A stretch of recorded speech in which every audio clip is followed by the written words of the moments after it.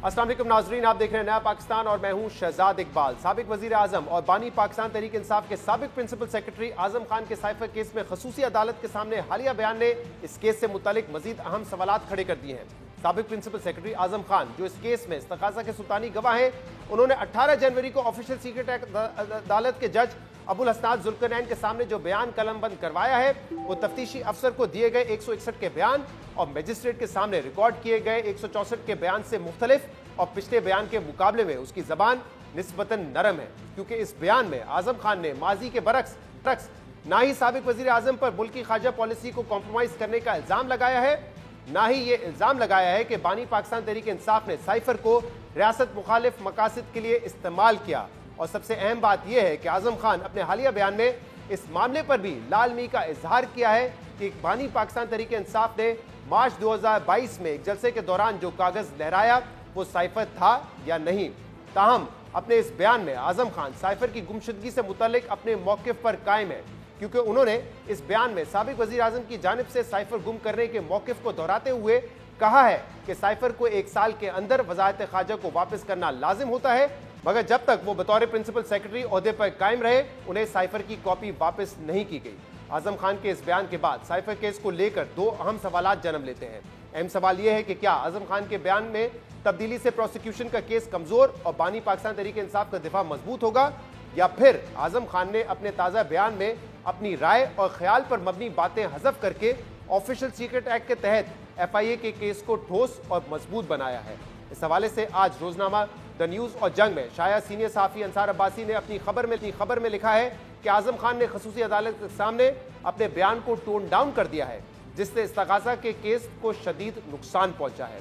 खबर के मुताबिक FIA के जराये का कहना है कि आजम खान का ट्रायल कोर्ट में यह दिया गया बयान प्रोसिक्यूशन के बजाय बानी PTI को फायदा पहुंचाएगा। ये मामला इसलिए भी अहम है क्योंकि इस पूरे मामले का एक बैकग्राउंड है जो आजम खान की पुरस्कार गुमशुदगी से शुरू होता है। पिछले साल जून में आजम खान अचानक लापता हुए और 2 माह बाद अगस्त में मंजरे आम पर आकर मजिस्ट्रेट के सामने 164 का बयान कलमबंद करवाया, जिसमें उन्होंने बानी पाकिस्तान तहरीक इंसाफ पर संगीन इल्जामात लगाए। मगर पिछले ही साल दिसंबर में सुप्रीम कोर्ट ने बानी पाकिस्तान तहरीक इंसाफ और साबिक वजीर खारजा शाह महमूद कुरैशी की जमानत के फैसले में जो ऑब्जर्वेशन दी उसने इस्तगासा के केस पर कई सवालात खड़े कर दिए। सुप्रीम कोर्ट के 3 रुकनी बेंच ने अपने तहरीरी फैसले में लिखा कि इस बात के शवाहिद नहीं है कि बानी पाकिस्तान तहरीक इंसाफ ने दूसरे मुल्क के फायदे के लिए साइफर को पब्लिक किया, और ना ही इस्तगासा के पास इस बात के शवाहिद हैं कि ऑफिशियल सीक्रेट एक्ट के सेक्शन 5(3)B के तहत जुर्म का इर्तिकाब किया गया।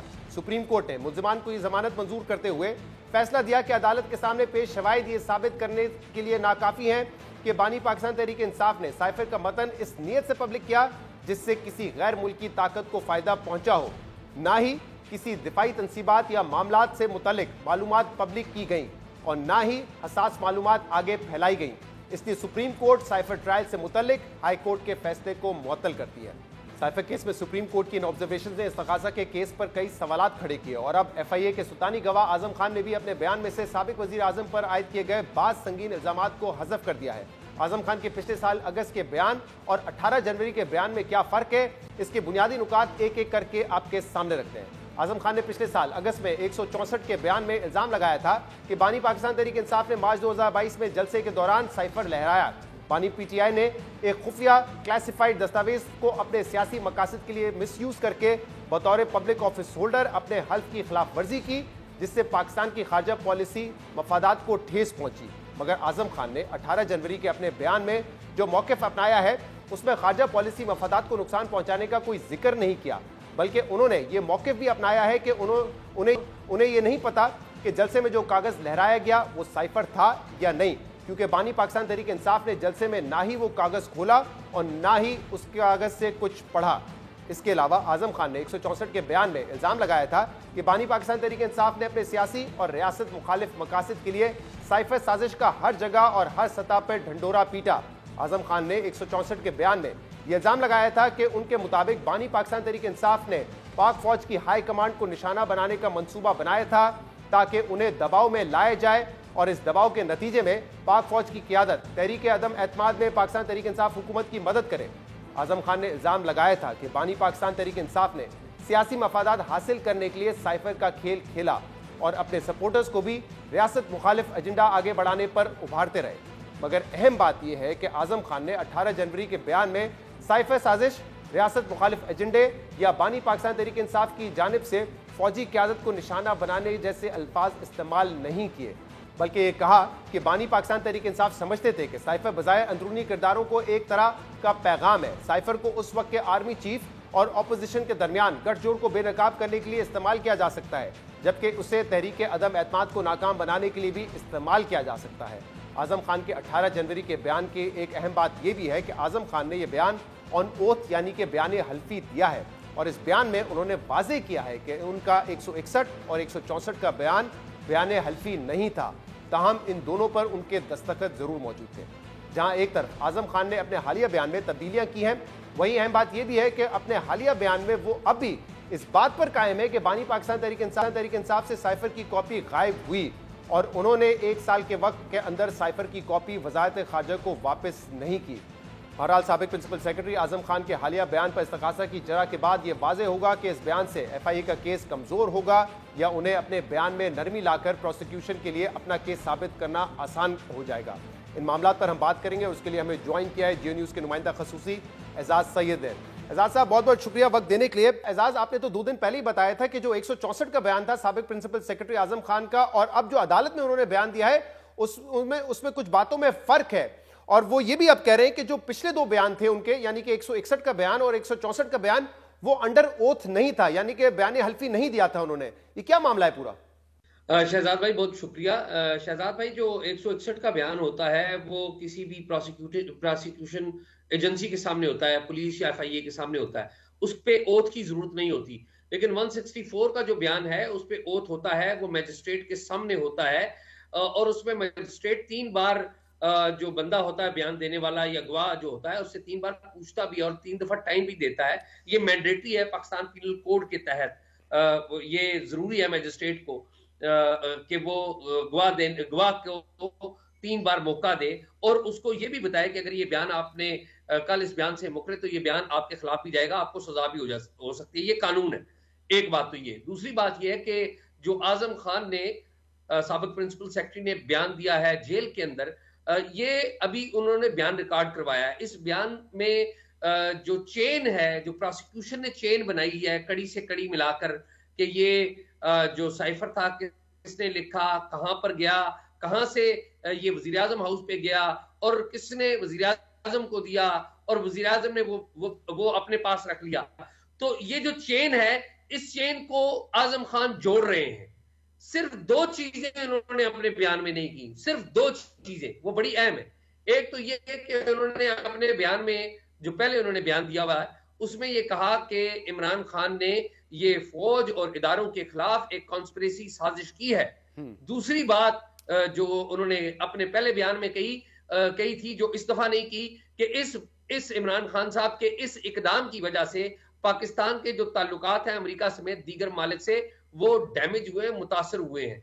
तो जो आप ये कहें कि 100% में सेफली आप कह सकते हैं कि 90% बयान पर वो कायम है, 10% बयान उन्होंने नहीं दिया। अब एक और स्टेप अभी बाकी है। वो स्टेप क्या है? वो स्टेप ये है कि जब इमरान खान के वकला की टीम आजम खान को क्रॉस एग्जामिन करेगी, यानी कि उन पर जरा करेगी, तो उस जरा के दौरान आजम खान क्या करते हैं, या आजम खान अदालत में कोई खड़े होकर कह देते हैं जी वो पुराना बयान मेरा गलत था, ये असल सूरत हाल है, या कुछ और भी, तो तब एक बड़ा डैमेज हो सकता है प्रोसिक्यूशन के केस को। आज देख करें तो प्रोसिक्यूशन को जो डैमेज है वो उस तरह से नहीं हुआ, डैमेज हुआ है लेकिन उसकी जो क्वांटिटी है बड़ी कम है। ओवरऑल जो केस है, जो प्रोसिक्यूशन FIA का केस है, उसको डैमेज इतना नहीं हुआ, लेकिन वो इस केस को लॉजिकल एंड तक पहुंचा सकते हैं। ये बात एजाज साहब आप दुरुस्त कर रहे हैं कि दोनों बयान, चाहे 164 का बयान हो या अब जो उन्होंने ट्रायल कोर्ट में दिया है, उसमें वो ये तो वाजे कर रहे हैं कि चेन ऑफ इवेंट्स क्या थे, कैसे साइफर मिला, इमरान खान को दिया और साइफर गुम गया। ये बात तो वो इंडोर्स कर रहे हैं अपने नए बयान में भी। और ये भी दुरुस्त आपने कहा कि उन्होंने जो खारजा पॉलिसी के मफादात को ठेस पहुंची है वो वाली बात अब नहीं की है। लेकिन एक और बात जिसमें फर्क है, पहले उन्होंने ये कहा था कि इमरान खान ने जलसे में साइफर लहराया था, और अब वो कह रहे हैं कि क्योंकि वो साइफर मैंने वहां पे उन्होंने ना खोला ना उसको पढ़ा उस तरीके से, तो मुझे नहीं पता कि वो साइफर है या कोई और डॉक्यूमेंट है। लेकिन ये चार्ज नहीं है ना उनपे, ये चार्ज इमरान खान के ऊपर है। जो रिस्पॉन्सिबिलिटी जो है फिक्स होती है, वो रिस्पॉन्सिबिलिटी फिक्स होती है आजम खान के ऊपर कि क्या आजम खान ने वो साइफर रिसीव किया था, तो बिल्कुल रिसीव किया था, आजम खान मानते हैं। क्या आजम खान ने वो साइफर उस वक्त के प्राइम मिनिस्टर को दिया था, तो बिल्कुल आजम खान मानते हैं। क्या आजम खान ये मानते हैं कि उस वक्त के प्राइम मिनिस्टर ने वो साइफर अपने पास रख दिया था जो बाद में आगे पीछे हो गया, तो वो भी मानते हैं। तो जो बेसिक चेन ऑफ इवेंट्स है वो मानते हैं। बाकी उन्होंने इमरान खान साहब ने जलसे में क्या लहराया या क्या नहीं लहराया, वो आजम खान की जो रिस्पॉन्सिबिलिटी है उसके दायरे कार में नहीं आता। तो अगर आप टेक्निकली अगर सेफली देखें, आजम खान ने दोनों घर खुश कर लिए हैं, यानी कि इमरान खान साहब को भी खुश करने की कोशिश, लेकिन प्रोसेस भी बड़ा डैमेज नहीं किया। एजाज, आप कह रहे हैं कि दोनों घरों को उन्होंने खुश किया, और उस दिन अपने व्लॉग में आपने इस बात का भी जिक्र किया कि कोई सरगोशी हुई थी आजम खान और इमरान खान के दरमियान, और मीडिया रिपोर्ट कर रहा है कि इमरान खान ने शबाशी की थपकी भी दी है आजम खान को। ये क्या मामला था? शहजाद भाई, जब उस रोज केस का आगाज हुआ तो अदालत में मौजूद मैंने मुतअद्दिद लोगों से ये बात तस्दीक की है कि जो आजम खान जब आए तो उन्होंने शुरू में इमरान खान से, साबिक चेयरमैन पीटीआई से हाथ नहीं मिलाया था, शेक हैंड नहीं किया था। ज़ाहिर इकट्ठे काम करते रहे लेकिन शेक हैंड नहीं किया। फिर जब वो डॉक में खड़े हो गए तो इमरान खान साहब ने और उनकी जो एहलियां हैं उन्होंने बाकायदा उनको हूट भी किया। जब वो हल्फ दे रहे थे तो ये कहा गया कि कुरान मंगाया जाए, और फिर जब हल्फ देते हुए उन्होंने कहा कि खुदा जो जज है उन्होंने कहा कि खुदा उससे नाराज हो, तो इमरान खान ने और उनकी एहलिया ने ऊंची आवाज में कहा कि उस पर खुदा का अजाब नाजल हो। तो यही बात दोहराई। तो ये जो टेंस सूरत थी, लेकिन जब वो बयान देकर आ चुके और वो जाने लगे तो उन्होंने इमरान खान के पास गए, इमरान खान से हाथ मिलाया और उनके कान में एक सरगोशी की, और सरगोशी जब की तो इमरान खान साहब के चेहरे पर एक मुस्कुराहट आई और इमरान खान साहब का हाथ मिलाया और वो चल गए, और जाते वक्त इमरान खान ने उनको थपकी भी दी। तो जो सूरत हाल थी उस वक्त 2 रोज पहले, ज़ाहिर ये सरगोशी 2 अफराद के दरमियान हुई है, तो मुझे उस वक्त मतन चूंकि पता चल चुका था कि बयान इन्होंने क्या दिया है, तो मैंने उस वक्त सेफली अंदाजा लगाया था, और ये मेरा अंदाजा है और ये करीब तर है हालात के कि आजम खान ने यकीनी तौर पर इमरान खान को ये कहा होगा कि मैंने बयान आपके हक में दिया है, I am still loyal to you, और बाकी चीजों का आपको खुद पता है कि क्या मेरे पे गुजर रही है। यानी कि इमरान खान साहब को उन्होंने अपनी लॉयल्टी दिखा दी और इमरान खान साहब इस पर खुश हो गए। और आप देखिए कि अभी पीटीआई को तो बाद में पता चला है, गुज़िश्ता 24 घंटे में अब पीटीआई के काफी लोग जो है वो आजम खान के हक में आवाज बुलंद कर रहे हैं और आजम खान को एक हीरो करार दे रहे हैं। सही, तो मुमकिन तौर पे आप कह रहे हैं ये गुफ्तगू हुई होगी। अब ये केस आगे जब बढ़ेगा, 2 बातें तो हमारे सामने आ रही हैं एजाज साहब। एक तो ये जो हमने बात की कि साइफर था और वो गुम गया, दूसरा ये मामला है कि ऑफिशियल सीक्रेट एक्ट के तहत क्या 14 साल की सजा हो सकती है कि क्योंकि पाकिस्तान के जो फॉरेन पॉलिसी है उसको नुकसान पहुंचाए। इस हवाले से सुप्रीम कोर्ट ने जो जमानत दी इमरान खान को, उसमें उन्होंने लिखा है कि बादियों नजर में इसके शवाहिद इतने ज्यादा स्ट्रांग नहीं है। हाँ, ये केस का ट्रायल जारी रहना चाहिए क्योंकि जो डॉक्यूमेंट था वो आया और फिर वो डॉक्यूमेंट साइफर मिस हो गया। तो आपको लगता है कि ये दोनों हवालों से केस आगे बढ़ेगा? एक तरफ ये कि वो साइफर गुमा, और दूसरा ये कि क्या जो हमारी खारजा पॉलिसी है उसको कोई नुकसान पहुंचा या नहीं पहुंचा? देखिए, जो प्रोसिक्यूशन का केस है उसके अंदर प्रोसिक्यूशन ने एक चेन बनाई है, चेन ऑफ इवेंट्स बनाई है, और उस चेन ऑफ इवेंट्स के ऊपर उन्होंने एविडेंस इकट्ठी की है। याद रखिए कि इस केस की दरखास्त जिन्होंने दी है या कंप्लेंट जिसने की है वो सेक्रेटरी दाखिला है, यानी कि वो रियासत पाकिस्तान है। जो सुप्रीम कोर्ट ऑफ पाकिस्तान ने किया वो आमतौर पे आला अदलिया इस तरह के ट्रायल के केसेस के बारे में इस तरह नहीं करती। ना ही आला अदलिया में कोई निगरान बेंच बनता है, और ना ही आला अदलिया इस तरह के केसेस के बारे में इस तरह के कोई लाउड रिमार्क्स देती है। वो भी गलत था और ये भी गलत है। अब मामला ये लग रहा है कि जिस तरीके से केस की समाअत आगे बढ़ रही है, इस केस में खान साहब को जो एविडेंस लग रहे हैं उनके तहत सजा मिलना, मुझे इस बात पे कोई डाउट नहीं है। मुझे मेरा अंदाजा यही कहता है, और मेरा तजर्बा बतौर कोर्ट रिपोर्टर, लोअर कोर्ट भी मैंने कवर किया है, हाई कोर्ट भी, क्राइम रिपोर्टिंग भी किया है, तो मेरा तजर्बा एज जर्नलिस्ट भी ये कहता है कि खान साहब को इसमें सजा जरूर मिलेगी। बहुत बहुत शुक्रिया, बहुत बहुत शुक्रिया। सैयद साहब जे न्यूज़ के सीनियर नुमाइंदा खसूसी हमारे साथ मौजूद थे। एक ब्रेक प्रोग्राम में शामिल करेंगे, इसके बाद मज़ीद बात करेंगे। Stay with us. Welcome back. Chairman management committee PCB के ओहदे पर फाइज रहने वाले ज़का अशरफ 7 माह के तनाज़ात से भरपूर दौर के बाद अपने ओहदे से बिल आखिर मुस्ताफ़ी हो गए हैं और इस 7 माह में इलेक्शन करवाने का जो काम उनके जिम्मे था वो वही काम ना कर सके। 19 जनवरी 2023 को मैनेजमेंट कमेटी के इजलास के बाद इस्तीफे का ऐलान करते हुए ज़का अशरफ ने ज़ाती मसरूफियात को इस्तीफे की वजह करार दिया, लेकिन ज़राए के मुताबिक ज़का अशरफ का यह भी कहना है कि वो काम करना चाहते थे, लेकिन ऐसे माहौल में उनका काम करना मुमकिन नहीं। ज़का अशरफ को 4 जुलाई 2023 को पीडीएम की हुकूमत के दौरान पीपल्स पार्टी के इसरार पर 4 माह के लिए चेयरमैन मैनेजमेंट कमेटी तैनात किया गया था और ये एक ऐसा मसला था जो पीपल्स पार्टी और नून लीग के दरमियान इख्तलाफात की वजह बना रहा। ज़का अशरफ के मैंडेट में बुनियादी जिम्मेदारी पीसीबी में इलेक्शन करवाना था, लेकिन वो 4 माह के दौरान इलेक्शन ना करा सके, जिसके बाद वर्ल्ड कप के दौरान निगरां हुकूमत ने 4 नवंबर को ज़का अशरफ को 3 माह की तौसीह दी, जो 4 फरवरी को मुकम्मल होना थी, लेकिन वो इस दौरान भी इलेक्शन ना करा सके और मुद्दत मुकम्मल होने से 2 हफ्ते पहले ही मुस्ताफ़ी हो गए। अहम बात यह है कि पीसीबी में इलेक्शन कराने में नाकामी की एक वजह यह भी बताई जाती है कि ज़का अशरफ खुद चेयरमैन पीसीबी बनना चाहते थे, लेकिन तालीमी काबिलियत ना होना उनके रास्ते में रुकावट थी, जिसकी वजह से उन्होंने इलेक्शन नहीं करवाए। इस मामले में मुस्ताफ़ी होने वाले election commissioner PCB Ahmad Shahzad Irfan का बयान रिकॉर्ड पर है कि ज़का अशरफ की तालीमी काबिलियत चेयरमैन पीसीबी के लिए कम है और उन्होंने चेयरमैन के लिए बीए की शर्त आइन से निकालने के लिए दबाव डाला था। अहम बात यह कि बतौर chairman management committee Zaka Ashraf का दौर तनाज़ात और गलत फैसलों की जद में रहा, जिसके असरात कौमी टीम की कारकर्दगी पर भी देखे गए। ज़का अशरफ की तैनाती के बाद Pakistan world cup, Asia cup, Australia और न्यूजीलैंड से सीरीज में बुरी तरह नाकाम रहा। वर्ल्ड कप से पहले ही टीम के सिलेक्शन पर तनाज़ात शुरू हो गए थे। क्रिकेट कमेटी के रुकन मोहम्मद हफीज़ ने सिलेक्शन पर इख्तलाफात पर इस्तीफ़ा दिया था और ख़ुद ज़का अशरफ ने भी इन इख्तलाफात की तस्दीक करते हुए कहा था कि सिलेक्शन कमेटी और क्रिकेट कमेटी की राय में इख्तलाफ था। लेकिन इससे भी ज़्यादा हैरानकुन बात यह थी कि वर्ल्ड कप के दौरान टीम की 3 मुसलसल शिकस्तों के बाद क्रिकेट बोर्ड ने प्रेस रिलीज जारी करते हुए टीम की बुरी कारकर्दगी की तमाम तर जिम्मेदारी चीफ सेलेक्टर इंजमामुल हक और कप्तान बाबर आजम पर डालते हुए खुद को बरीउज़्ज़मा करार दे दिया था।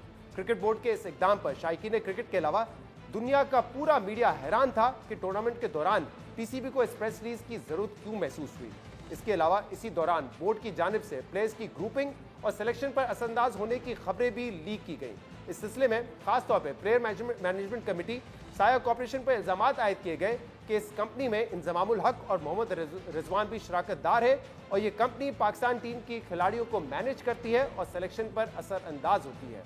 और इन सब इल्जामात का जिक्र खुद ज़का अशरफ ने एक टीवी इंटरव्यू के दौरान भी किया था। और फिर इन्हीं इल्जामात की रोशनी में चीफ सेलेक्टर इंजमामुल हक की साया कॉर्पोरेशन में शराकत पर इंक्वायरी का आगाज किया गया, जिसके बाद चीफ सेलेक्टर इंजमामुल हक दौरान वर्ल्ड कप ही ओहदे से मुस्ताफ़ी हो गए। वर्ल्ड कप के दौरान एक और चौंका देने वाला मामला भी सामने आया था, जब कप्तान बाबर आजम और पीसीबी के chief operating officer Salman Naseer की मैसेजेस मीडिया पर लीक हुए और इस चैट लीक का इल्जाम भी ज़का अशरफ पर लगा था। तनाज़ात का सिलसिला यही नहीं रुकता। वर्ल्ड कप के बाद बाबर आजम ने भी तीनों फॉर्मेट से क्रिकेट कप्तानी से इस्तीफा दे दिया। इस हवाले से ज़राए बताते रहे कि बाबर आजम पर कप्तानी छोड़ने के लिए दबाव था और इसकी तस्दीक ज़का अशरफ के बाद में लीक होने वाली ऑडियो में हुई, जिसमें ज़का अशरफ ने मुबैना तौर पर अपनी फैमिली मेंबर को बताया कि हमने बाबर को सिर्फ टेस्ट कप्तानी के ऑप्शन दिया था। अभी बाबर आजम जो है, जब उसको मैंने कहा तुम चलो टेस्ट कैप्टन के लिए रखते हैं, ये वाइट बॉल को छोड़ दो, कहते हैं अच्छा जी मैं घर मशवरा कर दूँ। घर से नहीं कि उससे रिंग करके तला से जाके मशवरा किया, तला ने उसको मशवरा दिया तुम सारे छोड़ दो, कोई भी कैप्टन ना हो। जब उसको ये कहा तो मेरा तो प्लान बी भी तैयार था कि इसके ऐसे किया तो वैसे करूँ। जब वो है मैंने फटाफट दूसरे बंदे को पहचाना वो कैप्टन। तो वाइट बॉल में कौन शान मसूद है? नहीं, वाइट बॉल में विधि है ना। अच्छा, लेकिन रिजवान आपको नहीं लगता रिजवान उससे बेहतर था? रिजवान था, रिजवान भी उसी जो है ना उसका एजेंट है। 8 प्लेयर हमारे काबू किए, मैं 8 प्लेयरों को जो मर्जी करता रह जाता। 7 माह के इस दौर में ज़का अशरफ पर यह तनकीद भी होती रही कि वो मैंडेट से तजावुज़ करके डे टू डे अफेयर चलाने के बजाय पॉलिसी डिसीजंस भी ले रहे हैं, जिसमें कप्तान और कोच की तब्दीली जैसे इकदाम शामिल हैं। इस दौरान ये खबरें भी सामने आती रही कि ज़का अशरफ के साहबजादे असल में डिफैक्टो चेयरमैन मैनेजमेंट कमेटी हैं और तमाम मामला वही चला रहे थे। हमने इन मामलों पर बात करने के लिए ज़का अशरफ को प्रोग्राम में आने की दावत दी थी, लेकिन उन्होंने हमारे मैसेजेस का कोई जवाब नहीं दिया। अब हमारे साथ इन मामलों पर बात करने के लिए मौजूद हैं पीसीबी मैनेजमेंट कमेटी के रुकन मुस्तफ़ा रमदे। बहुत बहुत शुक्रिया रमदे साहब, आपने हमें ज्वाइन किया। ज़का अशरफ साहब ने अपना इस्तीफा दिया, कह रहे हैं ज़ाती मसरूफियात भी है, साथ में ये भी कहा कि ऐसा माहौल था जिसमें मैं काम नहीं कर पा रहा था। क्या यही वजह है अपने टर्म पूरा होने से 2 हफ्ते पहले उन्होंने इस्तीफा दे दिया, या कोई और वजूहत है इसकी? जी अस्सलाम वालेकुम, thank you very much Shahzad साहब। नहीं, जो ज़का साहब ने मैनेजमेंट कमेटी की एक तवील मीटिंग हुई थी जो तकरीबन 5 घंटे चली, और उसकी आखिर में उन्होंने फिर अपना ये अंदिया दिया या फैसला बताया कि वो रिज़ाइन कर रहे हैं। तो in fact I was the one जिसने उन्हें कहा कि जी आप रिज़ाइन मत करें, बिकॉज अब 2 हफ्ते रहते हैं इस मैनेजमेंट कमेटी की मियाद को पूरा होने में, तो डजंट लुक नाइस। लेकिन उन्होंने कहा कि जी नहीं, गवर्नमेंटल प्रेशर इतना ज़्यादा है कि वो काम नहीं करने दिया जाता, इसलिए मेरा अपने कारोबार है, काम है, तो मैं अपना वक्त उसको दूंगा। मैं इसमें इस तरह गवर्नमेंटल प्रेशर्स और इंटरवेंशन के साथ मैं काम नहीं करना चाहता। मैंने बल्कि बाकी मेंबरान से भी उनकी आरा ली और प्रपोज भी किया कि ज़का साहब को रोका जाए, क्योंकि 2 हफ्ते में अब रिज़ाइन करना, so it's neither here not there. तो वो, लेकिन खैर उनका आई थिंक फैसला वो करके आए हुए थे, जो उन्होंने एंड में हमें शेयर किया। फिर एक बात हुई कि जी आप कोई एक्टिंग चेयरमैन इसी कमेटी से लगा लें, तो उस पर भी मेरी तजवीज़ ये थी कि इनका रेजिग्नेशन अभी हुआ नहीं है, ज़का साहब ने भी रिज़ाइन करना है, सिर्फ हमें डिस्क्लोज किया है, तो वो रिज़ाइन कर दें। उसके बाद जो पेट्रन है वो also the prime minister, once he accepts his resignation, उसके बाद फिर ये 10 दिन 15 दिन के लिए कोई एक्टिंग चेयरमैन लगाना होगा या लगना होगा, तो वो बात की बात है। तो हमें तो ये वजूहत उन्होंने पब्लिकली या तो कोई ऐसे फैसले थे वो जो करना चाह रहे थे, जो जिसकी बुनियाद पे वो कह रहे हैं कि गवर्नमेंट से प्रेशर ज्यादा था, इंटरफेरेंस ज्यादा थी, काम नहीं करने दिया जा रहा था? क्या ऐसे फैसले थे जिसमें रुकावट बन रही थी? आई थिंक ये जो पिछली मैनेजमेंट कमेटी तश्कील दी गई थी नजम सेठी साहब की कमेटी के बाद, उसको एक मैंडेट उसी वक्त दे दिया गया था कि आपने इलेक्शन कराने हैं और साथ आपने डे टू डे वर्किंग को अटेंड करना है जब तक इलेक्शन नहीं हो जाते। सो वो नहीं हो पाया पहले 4 माह में। उसके बाद जब फिर इसी मैनेजमेंट कमेटी की केयर टेकर गवर्नमेंट ने तौसी की, उसमें फिर फर्दर सर्कमस्क्राइब किया गया मैनेजमेंट कमेटी के रोल को। तो ऑब्वियसली बेहतर तो यही था, और क्रिकेट के लिए भी सूदमंद यही था कि बीओजी का जो इलेक्शन है वो कराया जाए और फिल फॉल कराया जाए, बिकॉज ये लगभग 12-13 महीने से क्रिकेट जो है अनफॉर्चुनेटली वो एडहॉकिज्म का शिकार है, जिसकी वजह से आई थिंक हमारी प्राइमरी परफॉर्मेंस जो है वो कॉम्प्रोमाइज है। लेकिन अब कोई कहते हैं कि जी वो ज़का साहब की क्वालिफिकेशन का इशू था, कोई कुछ और कहते हैं। बट रिस्पेक्टिव अनफॉर्चुनेटली इन 7 माह में जो ज़का साहब रहे हैं या ज्यादा जितना भी दे रहे हैं, तो बीओजी का इलेक्शन नहीं हुआ, which I think is primarily failure on our part. जी, और ये बताइएगा कि तो इस्तीफे का मुतालबा हुकूमत से पैटर्न इन चीफ की तरफ से नहीं किया गया था? कोई ऐसा नहीं था कि उनके ऊपर दबाव था कि आप इस्तीफा दे दें अपने ओहदे से? मुझे तो कोई ऐसी इंफॉर्मेशन नहीं है, और जो ज़का साहब ने बताया वो यही उन्होंने कहा कि जो मैं खुद इस्तीफा दे रहा हूँ बिकॉज मैं इतनी इंटरवेंशन या इंटरफेरेंस के साथ। और आप कह रहे हैं कि आपने ये कहा कि आप इस्तीफा ना दें, अब 2 हफ्ते का वक्त रह गया, तो आप क्यों उनसे इस्तीफे का आप चाहते थे वो ना दें? आपको उम्मीद थी कि जो काम 6.5 महीने में वो नहीं कर सके, यानी कि इलेक्शन करवाने का, वो अगले 2 हफ्ते में मुमकिन था? एक तो ये मुमकिन ऑब्वियसली किया जा सकता था, अगर 2 हफ्ते में हो सकता है बीओजी का इलेक्शन, उसमें कोई इतनी बड़ी बात नहीं है। और दूसरा, further it is putting cricket into a further mess. Already जैसे मैंने गुजारिश की, एडहॉकिज्म पे चल रही है क्रिकेट, और नुकसान हमारी किसी बंदे की जात का नहीं होता, बट पाकिस्तान और पाकिस्तान की क्रिकेट का नुकसान है। तो बीओजी बन जाए तो ऑब्वियसली एक परमानेंसी आ जाती है, और मुस्तकिल फैसले लिए जा सकते हैं और मुस्बत फैसले लिए जा सकते हैं। तो मेरी तो ये ख्वाहिश थी और मेरे साथ बाकी जो अराकीन थे उन्होंने इत्तेफाक किया। तो वजह क्या बनी कि क्यों ये जो मैनेजमेंट कमेटी है ये इलेक्शन नहीं करवा सकी, जबकि पहले 4 महीने का टर्म था, फिर 3 माह की तौसी दी गई, क्यों नहीं करवा सके इलेक्शन आप लोग? इसमें दो राय हैं जी। एक राय ये है कि कुछ इनिशियली जब ये मैनेजमेंट कमेटी तश्कील दी गई थी तो उसी वक्त कुछ पिटिशनें हो गई थी ऑलमोस्ट ऑल अक्रॉस पाकिस्तान, जिनमें कई स्टे ऑर्डर्स भी हुए और फिर उन फैसलों को further for some reason supreme court तक चैलेंज नहीं किया जो कि करना चाहिए था, ताकि इस एमसी को या मैनेजमेंट कमेटी को ये इख्तियार मिलता जो उसका प्राइमरी मैंडेट है कि वो बीओजी का इलेक्शन कराए और ताकि जो भी बोर्ड ऑफ गवर्नर्स है वो आए। कुछ लोगों को ये भी राय है कि जी ये जान के नहीं किया गया, जैसे आपने जिक्र भी किया इस बात का कि ज़का साहब की क्वालिफिकेशन का अंडर द 2014 कॉन्स्टिट्यूशन, जी जो इलेक्शन कमिश्नर थे अहमद शहजाद इरफान साहब, उन्होंने ये कहा था कि जो क्वालिफिकेशन थी वो मीट नहीं करते थे, वो दबाव डाल रहे थे कि आइन में तब्दीली की जाए और बीए की जो शर्त है वो खत्म की जाए। ये बात किसी हद तक मैंने भी सुनी है, ऑल्दो मेरा उन चीफ इलेक्शन कमिश्नर साहब के साथ कोई ऐसा कोई ताल्लुक नहीं है, बट सुना मैंने है कि ये प्रेशर उन पे था which he did not sort of accept because constitution में क्लियरली ये मुतय्यन है कि जो चेयरमैन होंगे पीसीबी के वो एटलीस्ट एक ग्रेजुएट होंगे। और लोगों ने कहा गालिबन को हाई कोर्ट की पुरानी जजमेंट है जब ज़का साहब चेयरमैन थे या प्रेसिडेंट एग्रीकल्चरल डेवलपमेंट बैंक के, which sort of establishes कि वो शायद तो ये अब क्या स्टेटस है इसका? अब क्या कोई नए चेयरमैन मैनेजमेंट कमेटी के चेयरमैन को तैनात किया जाएगा, फिर वो इलेक्शन करवाएंगे, उसमें 4 माह लगेंगे, क्या स्टेटस क्या है इस वक्त फिलहाल? शहजाद साहब इस वक्त तो देखिए जब तक उनका इस्तीफा पेट्रन मंजूर नहीं करते तो he may have relinquished sort of his office or day to day sort of attendance at the office, लेकिन तब तक तो वो चेयरमैन हैं। लेकिन जब उनका इस्तीफा अगर मंजूर हो जाता है पेट्रन की तरफ से तो फिर एक अभाम पैदा होगा, बिकॉज मेरे नज़दीक चेयरमैन की एब्सेंस में मैनेजमेंट कमेटी इटसेल्फ एग्जिस्ट नहीं करती।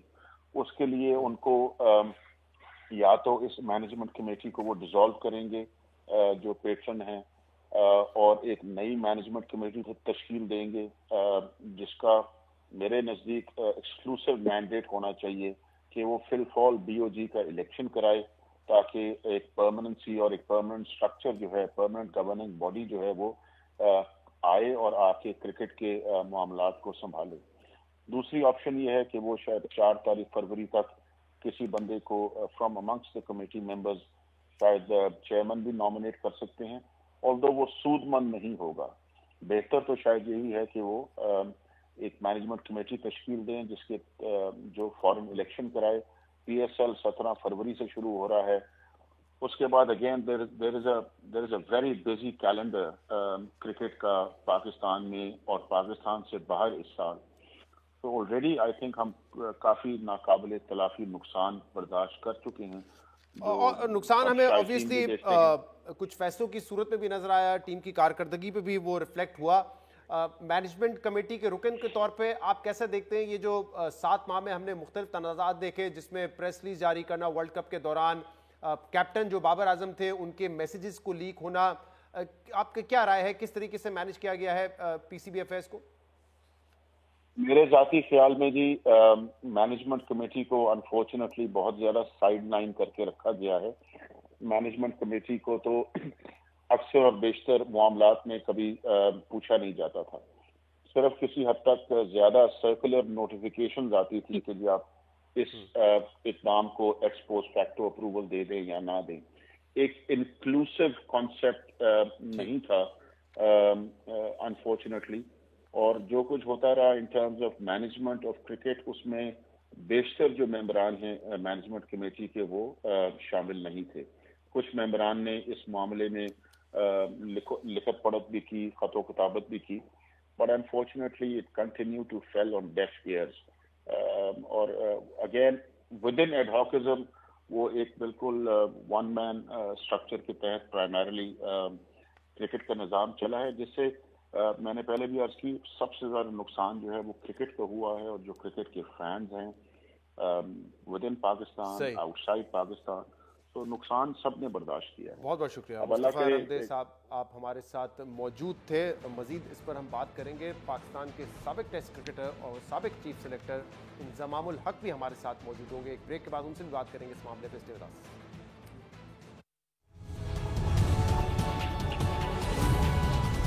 वेलकम बैक नाज़रीन। पाकिस्तान के साबिक टेस्ट कप्तान और साबिक चीफ सेलेक्टर इंजमामुल हक इस वक्त हमारे साथ मौजूद हैं। इंजमाम साहब, बहुत बहुत शुक्रिया वक्त देने के लिए। आप वर्ल्ड कप के दौरान चीफ सेलेक्टर भी थे, फिर पीसीबी की तरफ से आपके खिलाफ एक इंक्वायरी शुरू की गई जिसमें वो कह रहे थे कि कॉन्फ्लिक्ट ऑफ इंटरेस्ट है, सहायक ऑपरेशन आपको मैनेज भी करता है, और एक इल्ज़ाम ये लगाया गया था कि सहायक ऑपरेशन का बड़ा इन्फ्लुएंस है, असरअंदाज करता है टीम सिलेक्शन पर। और फिर आपने दौरान वर्ल्ड कप ही इस्तीफा दे दिया। अब ज़का अशरफ साहब भी इस्तीफा दे चुके हैं। पहले तो जरा जो टीम की परफॉर्मेंस पे असर पड़ा है उस पर बाद में बात करेंगे, लेकिन ओवरऑल ये जो मैनेजमेंट रही, क्योंकि आप मुख्तलिफ चेयरमैन के अदवार में काम करते रहे, कैसा देखा आपने इस मैनेजमेंट को? जी शहजाद, ये मैनेजमेंट का तो मेरा मतलब है 6-6.5 महीने में सारों को आइडिया हुआ होगा कि कैसी रही। तो वो जो फैसला एक कमेटी इन्होंने बनाई थी, अभी तक उसका भी फैसला नहीं करके गए। तो मैं इंतजार कर रहा हूँ कि जी उसका भी कोई फैसला हो ताकि कोई बात आगे चले। तो ये कोई इतना अच्छा नहीं रहा कि जी 6-6.5 महीने जो रहे हैं ना, हमारी क्रिकेट के लिए अच्छे नहीं रहे। तो ये दोबारा से नहीं होना चाहिए कि मैं अगर ज़का साहब के मुतल्लिक है ना कोई इस तरह की बुरी चीज़ कहूँ कि जी नहीं था या इस तरह का नहीं था कि उन्होंने अच्छे काम नहीं किए या क्या है। लेकिन हमें इस तरह 6 महीने के लिए, 2 महीने के लिए, 4 महीने के लिए ना लोगों को नहीं लेके आना चाहिए।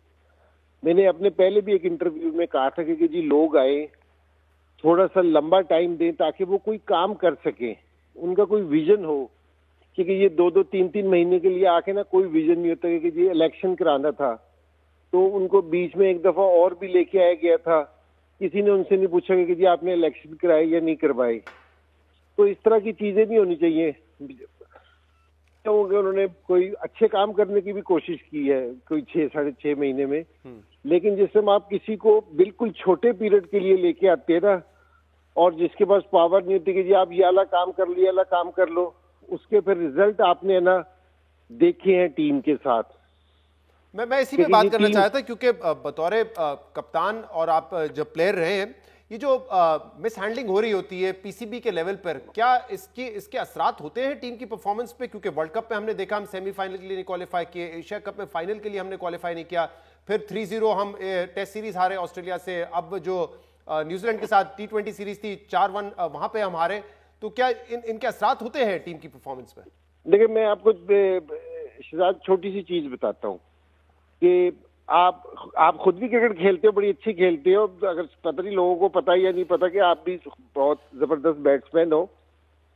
तो मैं सिर्फ एक चीज ये कह रहा हूँ कि हमारी टीम वर्ल्ड कप में खेल रही थी, स्ट्रगल कर रही थी, तो और उनको यह वाली इतला जाती है कि जी चीफ सेलेक्टर के ऊपर इंक्वायरी बैठी है और चीफ सेलेक्टर ने इस्तीफा दे दिया। आपका क्या ख्याल है कि प्लेयर्स पे प्रेशर नहीं आएगा? ठीक है, एक चीज।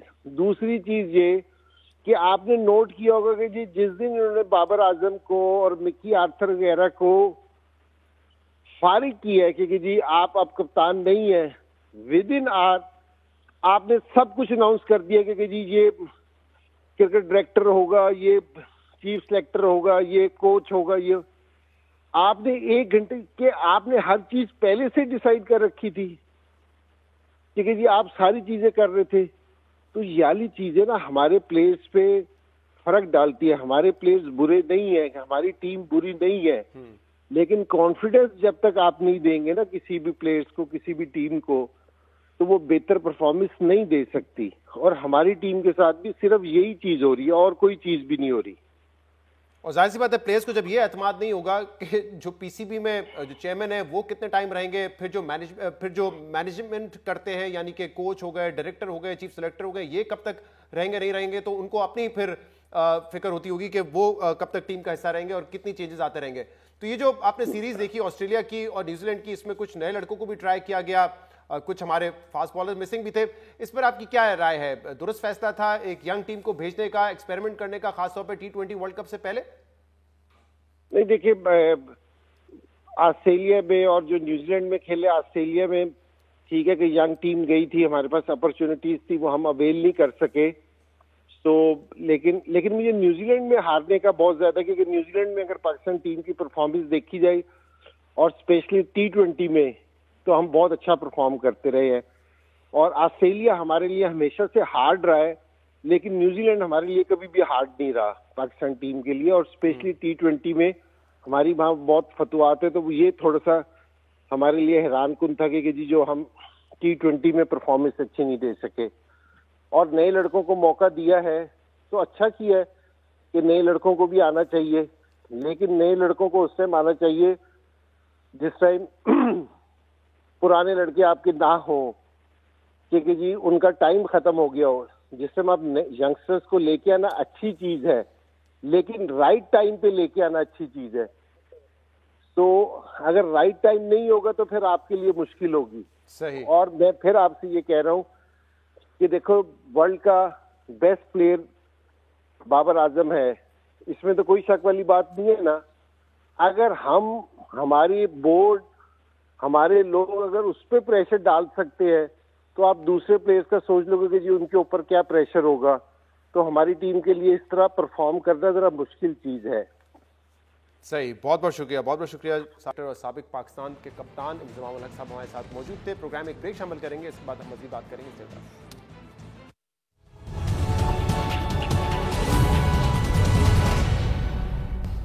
वेलकम बैक नाज़रीन। इलेक्शन होने में अब सिर्फ 2 हफ्ते रह गए हैं और गहमा गहमी अब जोर पकड़ रही है। सियासी जलसे भी हो रहे हैं, सियासी दावे भी किए जा रहे हैं। पीपल्स पार्टी ने यह कहा कि अगर हम इक़्तिदार में आएंगे तो बिजली के हवाले से बड़ा रिलीफ देंगे, यानी कि वो सार्फिन जो कि 300 यूनिट से कम इस्तेमाल कर रहे हैं उनको मुफ्त बिजली दी जाएगी। ये इस हवाले से हमने बिलाल भुट्टो जरदारी से भी बात की और उन्होंने कहा कि हम सब्सिडी को मैनेज करके इस एरिया में सब्सिडी देंगे। और इसी तरह का दावा PMLN की जानिब से भी किया गया है। मरीम नवाज ने पिछले दिनों कहा था कि जो सार्फिन 200 यूनिट से कम बिजली इस्तेमाल करते हैं उनको मुफ्त फ्री बिजली दी जाएगी। और आज हमजा शहबाज ने यह कहा है कि 200 क्या, हम तो 300 यूनिट बिजली इस्तेमाल करने वालों को भी मुफ्त बिजली देंगे। अल्लाह ताला मुस्लिम लीग नून को फतह अता फरमाए। इंशाअल्लाह ताला हर घर में बिजली होगी, हर घर में गैस होगी, बिजली के बिल भी कम होंगे इंशाअल्लाह। और हमारी कोशिश ये है कि 200 यूनिट से नीचे जितने लोग हैं उनको मुफ्त बिजली मिला करें। 8 फरवरी को जब पूरे पाकिस्तान में शेर की आवाज आएगी तो बिजली के 100 यूनिट में इंशाल्लाह 300 यूनिट को मुफ्त करेंगे पाकिस्तानी को। अब ये एक अहम मामला है क्योंकि ये सियासी दावे तो किए जा रहे हैं कि लेकिन क्या प्रैक्टिकली ये करना पॉसिबल होगा। खासतौर पर PDM की वो हुकूमत जो 16 माह रही और उसने कई मरतबा बिजली के नर्क में इजाफा किया। तो सबसे बुनियादी सवाल तो ये बनता है कि अगर इतना ही आसान है मुफ्त बिजली देना तो पिछले 16 माह में बिजली महंगी क्यों की गई। और इसके अलावा जो आदाद शुमार है वो ये कहते हैं कि पाकिस्तान में 3 करोड़ सार्फिन है, डोमेस्टिक कंज्यूमर्स हैं, और अगर आपने 300 यूनिट देने वालों को रिलीफ देना है तो इसका मतलब 3 करोड़ में से 2 करोड़ 80 लाख लोगों को रिलीफ देना पड़ेगा। तकरीबन 1300-1400 अरब रुपए की बिजली आपको मुफ्त देनी पड़ेगी। क्या ये दावे प्रैक्टिकल हैं या ये इनप्रैक्टिकल हैं, और अगर ये ऐसा कर भी दिया जाता है तो मईशत पे क्या असरात होंगे, इस पर हम बात करेंगे, जिसके लिए हमें ज्वाइन किया है माशी तजज़ियाकार खुर्रम शहजाद ने। खुर्रम साहब बहुत बहुत शुक्रिया वक्त देने के लिए। खुर्रम साहब, कहीं से आपको ये रियलिस्टिकली होते हुए नजर आ रहे हैं कि पाकिस्तान अपने 2 करोड़ 80 लाख डोमेस्टिक कंज्यूमर्स को मुफ्त बिजली दे और उनसे कोई पैसे ना ले, ये पॉसिबल है? शहजाद बहुत शुक्रिया। पहले तो मैं कहूंगा कि देखिए ये पॉसिबल नहीं है। उसकी वजह यह है कि आपने देखा है कि IMF प्रोग्राम में जाना कितना मुश्किल हो गया था। लास्ट जो SBA प्रोग्राम हमें मिला है तकरीबन कोई 8-9 महीने का, इसमें भी आपके लिए बहुत प्रॉब्लम्स ये हुई थी कि एक तो आपको सब्सिडी कम करनी थी या खत्म करनी थी, या फिर आपको जो है प्राइस बहुत ज्यादा बढ़ानी थी। तो मेरे ख्याल में इसको अब पॉलिटिकल पार्टीज को समझ लेना चाहिए कि ये जो हम पॉलिटिकल कमोडिटीज अब बन गई हैं, ये बिजली हो गया, पेट्रोल हो गया, पाकिस्तानी रुपया हो गया, ये सारी जो पॉलिटिकल कमोडिटीज हमने बना दी है, इससे हम इज्तिनाब करें। और मेरे ख्याल में सही तरीका ये होगा कि अवाम को यह बताया जाए कि इस वक्त प्रॉब्लम्स कितनी गहरी हैं और उस प्रॉब्लम्स को रिजॉल्व करने के लिए अवाम के साथ गवर्नमेंट जो भी आएगी वो खुद भी अपने ऊपर एक जो है कदगन लगाएंगी कि वो खर्चे कम करें और टैक्सेस वहां से लें जहां से लेने चाहिए, और ये बात करनी चाहिए कि एक आम आदमी से टैक्सेस का बोझ कम किया जाएगा और उन टैक्सेस को उस जगह लगाया जाएगा जहां पे टैक्सेस नहीं मिले। जैसे रिटेल सेक्टर की हम बात करते हैं, रियल एस्टेट की बात करते हैं, एग्रीकल्चर की बात करते हैं, तो मेरे ख्याल में इस वक्त सच बताने की जो है बहुत ज्यादा जरूरत है। ये देखें, अब बाद में यही होगा जब हुकूमत में जो है इक़्तिदार में कुछ लोग आ जाएंगे, वो इवेंचुअली करेंगे वही जो आईएमएफ कह रहा होगा जो आपको करना पड़ेगा। तो क्यों ना जो है इस वक्त सच बताया जाए, ये मुमकिन नहीं होगा। और हमने कुछ लोगों से बात की, उन्होंने कहा कि इस वक्त जो फ्यूल प्राइस एडजस्टमेंट है और जो क्वार्टरली टैरिफ एडजस्टमेंट है उसमें 6-6 रुपए बढ़ाने पड़ेंगे। ये अगले महीने है, तो अगले महीने कोई हुकूमत बना लेता है तो पता नहीं मुफ्त यूनिट दे सके या ना दे सके, लेकिन ये जो फ्यूल प्राइस एडजस्टमेंट है और क्वार्टरली टैरिफ एडजस्टमेंट है उसकी मद में शायद 10-12 रुपए बढ़ाने पड़े। लेकिन जरा ये बताइएगा कि अगर अपने अखराजात हुकूमत कम कर ले, सब्सिडीज जो एलीट को दी जाती है उसको कम कर ले, तो क्या इतनी गुंजाइश बनाई जा सकती है कि सब्सिडी गरीब आदमी को 300 यूनिट बिजली मुफ्त देने में लगाई जाए? और दूसरा, एक ये भी प्रपोजल सामने आ रहा था कि सोलर से इतनी बिजली पैदा करके देंगे, उसके लिए कितने अरब डॉलर और कितना वक्त चाहिए होगा फिर हमें? नहीं, बिल्कुल देखिए, सोलर इतना इनफ नहीं होता कि उससे इतनी ज्यादा बिजली जो है वो पैदा की जाए। ये बहुत बड़ी जो है वो रिफॉर्म्स हैं एनर्जी सेक्टर में शहजाद, जो कि करने पड़ेंगे, जिसके अंदर ऑल्टरनेट फ्यूल्स, जैसे आपने सोलर की बात की, विंड की बात की, इसके ऊपर हमें जाना पड़ेगा। पानी से बिजली बनाने में हमें जाना पड़ेगा, रादर देन ये कि हम थर्मल पे ही रहें। दूसरी बात ये है कि 15 से 20 अरब रुपए की सब्सिडी मेरा नहीं ख्याल आईएमएफ जो है बर्दाश्त कर सकेगा। जो बिजली की कीमतों पे 45%, 50% और सिर्फ टैक्स जो है वो एक आम आदमी से और इंडस्ट्री से लिया जा रहा है, उसको कम कर दिया जाए। एक तो उसको कम कर दिया जाए और यूनिट कॉस्ट को जो है वो किस तरह नीचे लाया जाए। वो कैसे होगा? ट्रांसमिशन एंड डिस्ट्रीब्यूशन के जो लॉसेज है उसके अंदर बहुत बड़ी इन्वेस्टमेंट रिक्वायर्ड है और इट टेक्स टाइम, 2, 3, 4 साल लगेंगे, जिसके ऊपर आपको पूरा एक कंसल्टेड प्लान देना पड़ेगा और आपको जो है एक रिलीफ मिल सकेगा। लेकिन ये हो सकता है कि आईएमएफ के साथ ये बात की जाए कि हम अपने खर्चे कम करते हैं, वेस्टेज कम करते हैं और दूसरे एंड पे 300 यूनिट वालों को कम प्राइस पे बिजली देते हैं। बहुत बहुत शुक्रिया। खुर्रम शहजाद मौजूद थे आज के प्रोग्राम में। इतना ही, इजाजत दीजिए, अल्लाह हाफिज।